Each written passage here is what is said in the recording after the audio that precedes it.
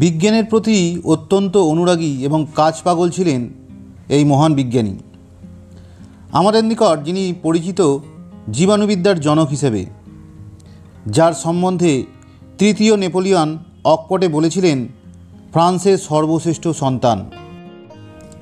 1822 সালের 27 December Christmas পর্বের দুদিন পর ফ্রান্সের জুরা প্রদেশের দোল শহরে এক দরিদ্র ক্যাথলিক পরিবারে জন্মগ্রহণ করেন লুই পাস্তুর। তবে তিনি বেড়ে ওঠেন আরবোয়া শহরের পরিবেশে। তিনি জিন জোসেফ পাস্তুর এবং জ্যানি এটিয়েনেট রকি দম্পতির তৃতীয় সন্তান। লুইয়ের বাবা প্রথম জীবনে নেপোলিয়নের সেনাবাহিনীর সেনাধ্যক্ষ ছিলেন। এই বিষয়টি সম্ভবত শিশু পাস্তুরের চারিত্রিক বৈশিষ্ট্যকে খুব বেশি প্রভাবিত করেছিল, কারণ তিনি তার বাবার মতোই দেশপ্রেমিক ছিলেন। পরবর্তীকালে বাবা নিজের গ্রামে ফিরে এসে একটি ছোট ট্যানারি কারখানা গড়ে তোলেন। ট্যানারি কারখানায় কাজ করতে করতে তিনি প্রায় সময় ভাবতেন, যদি তিনি পড়াশোনা করার সুযোগ পেতেন তাহলে হয়তো তাকে দুর্গন্ধযুক্ত মরা জীবজন্তুর চামড়া পরিষ্কার করে দিন অতিবাহিত করতে হতো না। অন্যদিকে তার মা এটিয়েনেট পেশায় ছিলেন বাগানের মালিনী। যখন লুইয়ের বাবা জোসেফ জানতে পারলেন তার ঘরে এক পুত্র সন্তানের জন্ম হয়েছে, তখন তিনি খুব আনন্দিত ছিলেন, এই ভেবে যে তিনি পড়াশোনা করতে না পারলেও তার পুত্রকে উপযুক্ত শিক্ষালাভের সকল সুযোগ করে দেবেন। 1831 সালে পাস্তুর প্রাথমিক বিদ্যালয়ের গণ্ডিতে প্রবেশ করেন। এই সময় তিনি বিদ্যালয়ের গদবাঁধা পড়াশোনার প্রতি তেমন মনোযোগী ছিলেন না, বরং পড়াশোনার বদলে এ সময় তার বিশেষ আগ্রহের জায়গা ছিল মাছ ধরা এবং স্কেচিং করা। তার পরিবার ইতিমধ্যে নিজ গ্রাম পরিত্যাগ করে বেসানকনের কাছে পাকাপাকিভাবে বসবাস শুরু করে। প্রাথমিক বিদ্যালয়ের পাঠ চুকিয়ে পাস্তুর বেসানকনের একটি স্থানীয় মাধ্যমিক বিদ্যালয়ে ভর্তি হন। বেশ কয়েক বছর স্থানীয় একটি বিদ্যালয়ে পড়াশোনা করার পর 1838 সালের অক্টোবরে পেনশন বারবেটের ভর্তির উদ্দেশ্যে প্যারিসে চলে যান। কিন্তু মুক্ত পরিবেশে বেড়ে ওঠা পাস্তুরকে প্যারিস শহরের একঘেয়ে জীবনের সাথে মানিয়ে নিতে বেশ কাঠখড় পোড়াতে হয়েছে।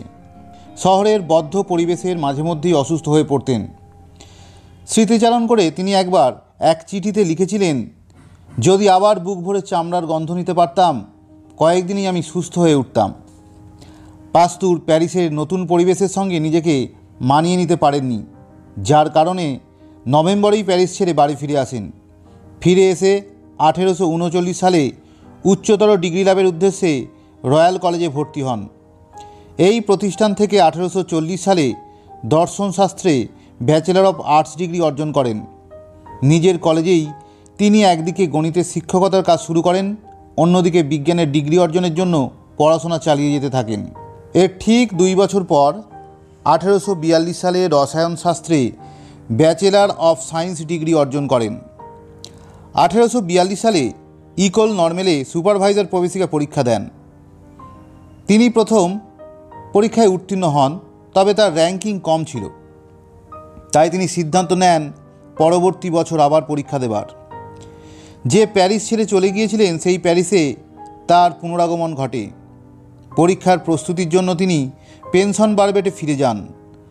1843 সালে ভালো ফলাফল নিয়েই পাস করেন এবং ইকোল নর্মেলে সুপারভাইজারে প্রবেশ করেন। 1845 সালে তিনি বিজ্ঞানে স্নাতকোত্তর ডিগ্রি অর্জন করেন।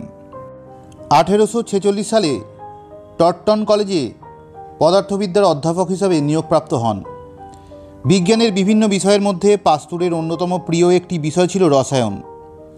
তিনি এই সময় পদার্থবিদ্যা ও রসায়ন নিয়ে গবেষণা চালিয়ে যাচ্ছিলেন। 1847 সালের মধ্যে তিনি তার 2টি থিসিস জমা দেন, একটি ছিল রসায়নে এবং অন্যটি পদার্থবিদ্যায়। কিছুদিন ডিজন লাইসিতে অধ্যাপনা করার পরে 1848 সালে স্ট্যাটবার্গ বিশ্ববিদ্যালয়ের রসায়নের অধ্যাপক হিসেবে অধ্যাপনা করার ডাক পান। এই প্রস্তাব সাদরে গ্রহণ করেন পাস্তুর। তার সুপ্ত প্রতিভায় মুগ্ধ হয়ে একবার বিদ্যালয়ের প্রধান শিক্ষক ভবিষ্যৎবাণী করেন তিনি একজন কৃতি শিক্ষক হবেন, আর হয়েছিলেনও তাই। 1849 সালে ভালোবেসে বিয়ে করেন মসিয়ে লরেস্টের 23 বছর বয়সী ছোট মেয়ে মেরি লরেন থেকে।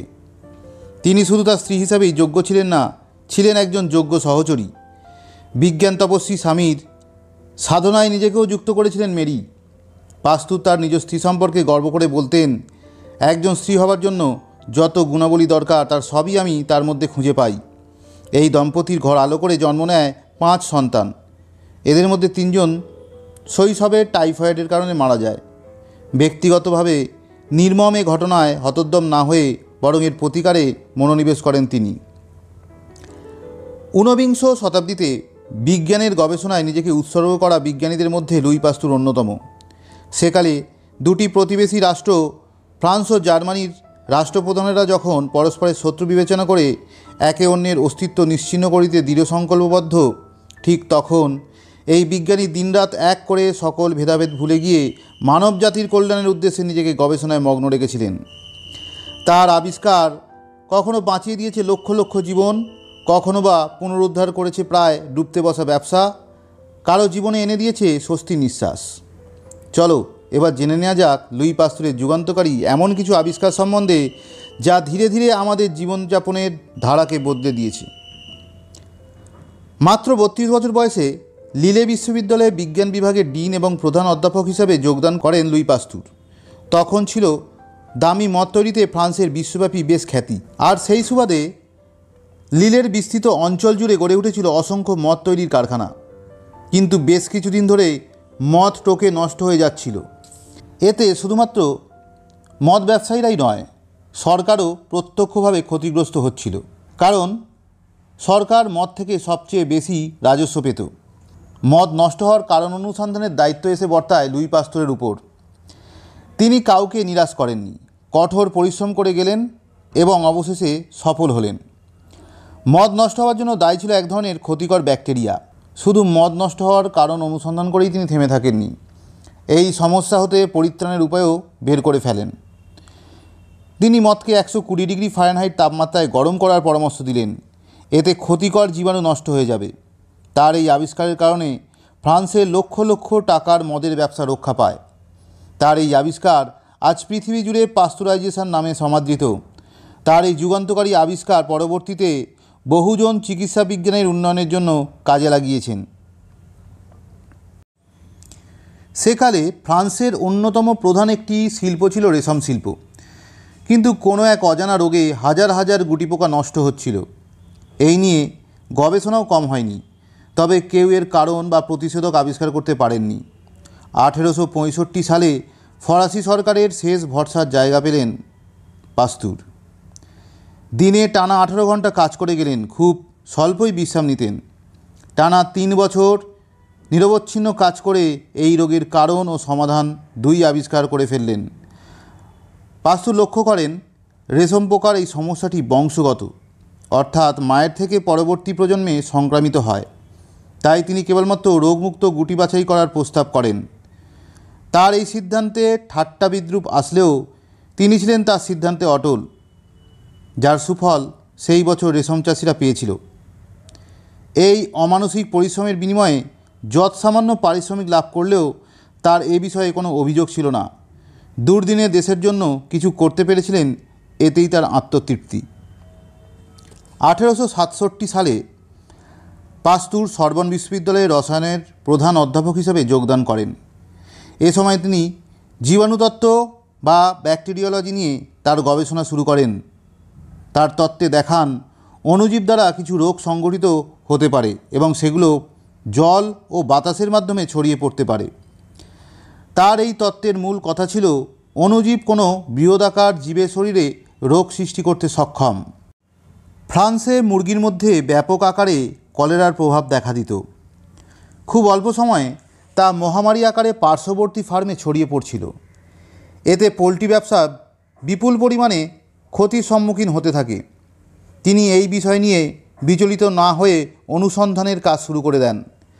গবেষণা করতে গিয়ে বুঝতে পারলেন অ্যানথ্রাক্স ব্যাসিলি নামক একটি জীবাণু এই মহামারীর জন্য দায়ী এবং এই জীবাণু অ্যানথ্রাক্স রোগের কারণ, যার কারণে চারিদিকে গবাদি পশুর মৃত্যু অস্বাভাবিক হারে বৃদ্ধি পাচ্ছিল। তিনি এই রোগের প্রতিষেধকও আবিষ্কার করে ফেললেন। এক্ষেত্রে তিনি কিছু নিষ্ক্রিয় জীবাণু ভেড়ার শরীরে প্রবেশ করিয়ে দেখেন এগুলো পরবর্তীতে আর রোগ সৃষ্টিতে সক্ষম জীবাণু দিয়ে সংক্রমিত হয় না, আর এভাবেই বেঁচে যায় ফ্রান্সের পোলট্রি শিল্প। অ্যানথ্রাক্সের প্রতিষেধক আবিষ্কারের পরে পাস্তুর হাইড্রোফোবিয়া বা জলাতঙ্ক নিয়ে কাজ করা শুরু করেন। তার জীবনে করা শ্রেষ্ঠ গবেষণা ছিল এটি। হাইড্রোফোবিয়া বা জলাতঙ্ক ছিল সে যুগের এক আতঙ্কের নাম। কোনো মানুষকে পাগলা কুকুর কামড়ালে অধিকাংশ সময়ই সেই ক্ষত কিছুদিনের মধ্যেই শুকিয়ে যেত, কিন্তু কয়েক সপ্তাহ পরেই প্রকাশ পেত হাইড্রোফোবিয়া বা জলাতঙ্কের লক্ষণ। অনেকেই এই রোগ নিয়ে গবেষণা করছিলেন, কিন্তু কেউ তখনও পর্যন্ত সফল হতে পারেননি। তিনি আবিষ্কার করেন জলাতঙ্ক আক্রান্ত কোনো পশু স্পাইরাল কর্ডের নির্যাসের মাধ্যমে তার উপর কোনো প্রাণীকে জলাতঙ্কে আক্রান্ত করতে সক্ষম। তিনি প্রাণীদেহে রোগ তৈরিতে সক্ষম এমন কিছু জলাতঙ্ক ভাইরাস উৎপাদন করে তা পশুর দেহে প্রয়োগ করেন এবং অভাবনীয় সাফল্য অর্জন করেন। এবার মানুষের শরীরে এর কার্যকারিতা পরীক্ষা করা বাকি ছিল। পাস্তুর সেই সুযোগটাও পেয়ে যান। একজন ছেলেকে তার মা পাস্তুরের গবেষণাগারে নিয়ে আসে। ছেলেটিকে জলাতঙ্ক আক্রান্ত একটি কুকুর কামড়েছিল। পাস্তুর বুঝলেন ছেলেটির আর বেশি দিন বাঁচবে না। অবশেষে পাস্তুরটাকে টিকা প্রদানের সিদ্ধান্ত নেন এবং আশ্চর্যজনকভাবে ছেলেটি ধীরে ধীরে সুস্থ হয়ে ওঠে। দেশ থেকে দেশান্তরে ছড়িয়ে পড়ে পাস্তুরের এই অবিস্মরণীয় আবিষ্কারের কথা। দেশের প্রতি লুই পাস্তুরের মনে ছিল গভীর ভালোবাসা। জার্মান বাহিনী ফ্রান্স আক্রমণ করলে তিনি ফ্রান্সের সেনাদলে যোগদানের ইচ্ছা প্রকাশ করেন, কিন্তু অমানবিক শারীরিক ও মানসিক পরিশ্রমের কারণে তিনি ফ্রান্স সেনাবাহিনীতে যোগ দিতে পারেননি। যুদ্ধে সরাসরি অংশগ্রহণ করতে না পারলেও জার্মান বাহিনীর আগ্রাসন কিছুতেই মুখ বুজে সহ্য করতে পারেননি তিনি।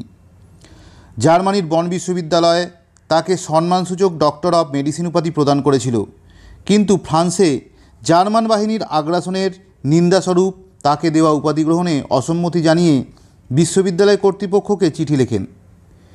তিনি মানব কল্যাণে নিয়মিত কাজ করে পরিশ্রম করে গেছেন, বিনিময়ে খুব স্বল্পই নিয়েছেন, কিন্তু লোকমুখে এমনও কথা প্রচলিত আছে যে এক জার্মানির সঙ্গে যুদ্ধের কারণে ফ্রান্সের যে অর্থনৈতিক ক্ষতি হয়েছিল, শুধুমাত্র লুই পাস্তুরের অ্যানথ্রাক্স রোগের প্রতিষেধক ফ্রান্সকে তার থেকে বেশি অর্থ এনে দিয়েছিল। অথচ লুই শুধু নিজ দেশের দুর্দিনে কিছু করতে পেরেছিলেন এটাই ভেবে সন্তুষ্ট ছিলেন।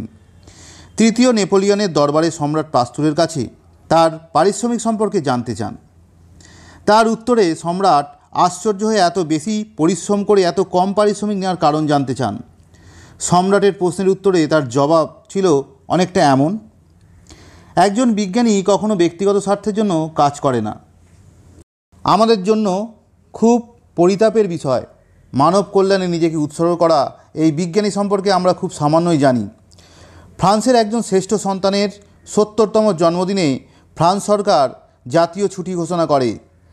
দেশ বিদেশ থেকে আগত সকলের উদ্দেশ্যে সর্বনের সেই আনন্দ অনুষ্ঠানে নিরহংকার সরল সাদাসিধে মনের লুই পাস্তুরের ভাষ্য ছিল: আমি সমস্ত জীবন ধরে বিশ্বাস করেছি একমাত্র বিজ্ঞান আর শান্তির চেতনাই পারে সমস্ত অজ্ঞতা আর যুদ্ধের বিভীষিকাকে দূর করতে। পাস্তুর রেশমিক অ্যাসিড সংশ্লেষণের জন্য ফার্মাসিউটিক্যাল সোসাইটি কর্তৃক 1853 সালে 1500 ফ্র্যাঙ্ক অর্জন করেন।